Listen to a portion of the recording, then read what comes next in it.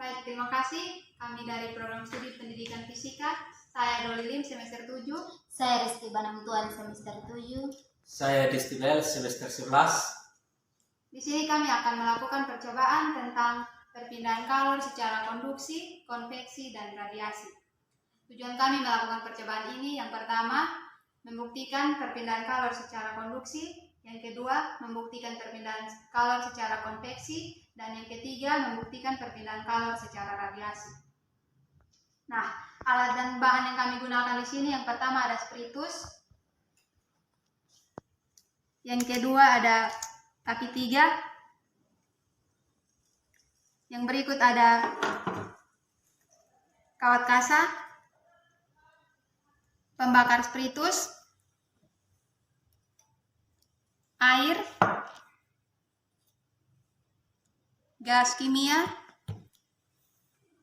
lilin, korek api, besi,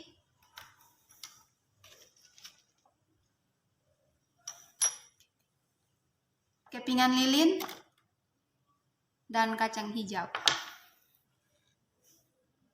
Selanjutnya kita akan melakukan percobaan yang pertama tentang perpindahan kalor secara konduksi.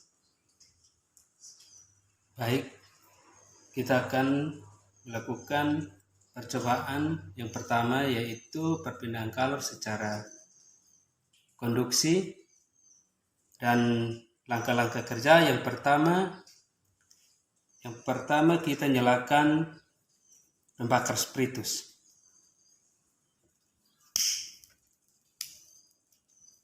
Pembakar spiritus sudah nyala. Yang kedua, kita tempelkan potongan lilin atau kepingan lilin di atas besi.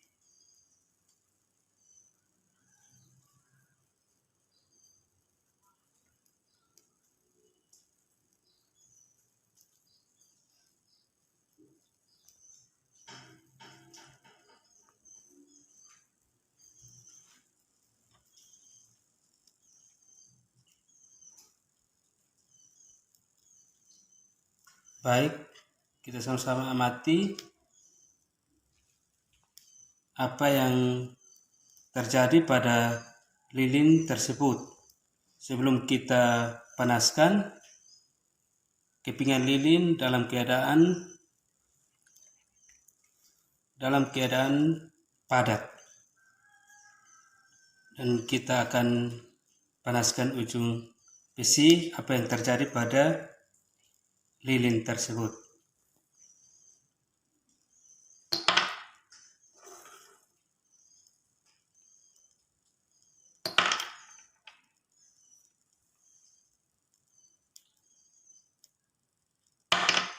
Ya, baik. Setelah kita panaskan ujung besi, yang terjadi pada lilin adalah lilin meleleh dan jatuh dari besi. Dan di sini hal yang dikarenakan ada perpindahan kalor secara konduksi, di mana kalor mengalir dari ujung besi ke seluruh besi. Maka lilin yang awalnya sudah kita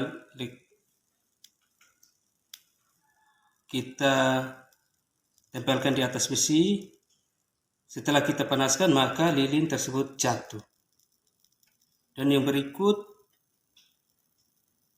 di sini yang kita lakukan itu perpindahan kalor secara konduksi. Perpindahan kalor secara konduksi adalah perpindahan kalor melalui perantara. Selanjutnya kita akan melakukan percobaan yang kedua tentang perpindahan kalor secara konveksi. Baik, di sini kita akan melakukan percobaan perpindahan kalor secara konveksi. Nah, langkah-langkah yang akan kita lakukan itu yang pertama, kita menyalakan spiritus dengan menggunakan korek api. Setelah itu kita menaruh kaki 3 seperti ini, dan juga kawat kasa seperti ini, dan kemudian kita menggunakan air yang secukupnya, dan kita akan memanaskan air ini. Selanjutnya kita juga akan menggunakan kacang hijau.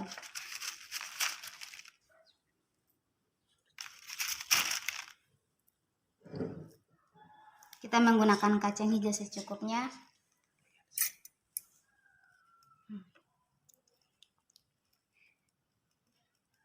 Nah, kita perhatikan sebelum airnya panas, kacang hijaunya dalam keadaan diam. Kita akan menunggu hingga airnya mendidih dan apa yang akan terjadi pada kacang hijau tersebut. Dapat melihat bersama air yang kita panaskan telah mendidih, dan kita dapat melihat jika kacang-kacangnya bergerak. Kacang hijau yang ada dalam air ini bergerak. Kenapa? Karena adanya perpindahan panas secara konveksi. Nah, perpindahan panas secara konveksi sendiri adalah perpindahan melalui aliran yang zat perantaranya ikut berpindah. Nah, jika partikel dalam air berpindah dapat mengakibatkan kalor merambat. Gerakan naik dan turun dari kacang hijau itu ketika dipanaskan itu disebut perpindahan kalor secara konveksi. Selanjutnya kita akan melakukan percobaan tentang perpindahan kalor secara radiasi. Yang pertama, kita nyalakan lilin.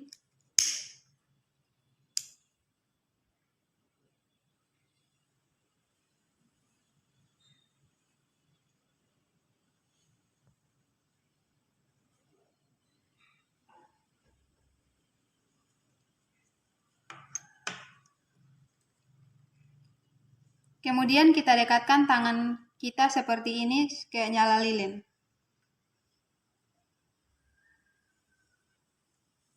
Di sini ketika saya mendekatkan telapak tangan saya ke nyala lilin, tangan saya terasa panas. Dan ketika saya menjauhkan tangan saya dari nyala lilin, panasnya hilang. Dan saya dekatkan lagi, tangan saya terasa panas. Nah, di sini ada kalor yang berpindah dari nyala lilin ke tangan saya. Nah, kalor yang berpindah di sini dia tidak membutuhkan zat perantara. Nah, perpindahan kalor dari nyala lilin ke tangan saya ini disebut dengan perpindahan kalor secara radiasi, di mana perpindahan kalor secara radiasi adalah perpindahan kalor yang tidak membutuhkan zat perantara. Sekian percobaan kami tentang perpindahan kalor secara konduksi, konveksi, dan radiasi. Terima kasih, semoga bermanfaat.